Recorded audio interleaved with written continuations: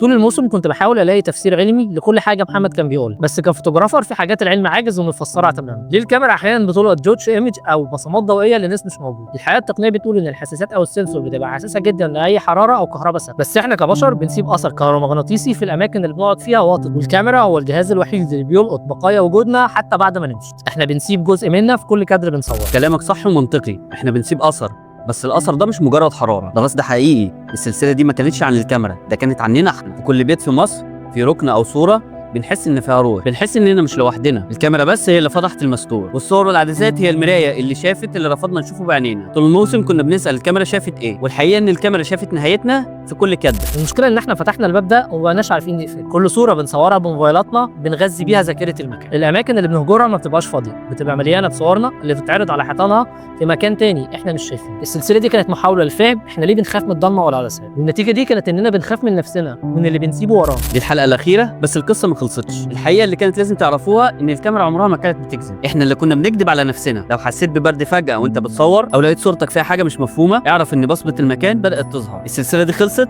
بس الكاميرا لسه مفتوحه بتبص لك. خدوا بالكم من صوركم، وخدوا بالكم من اللي سايبينه وراكم في الضلمه. سلام.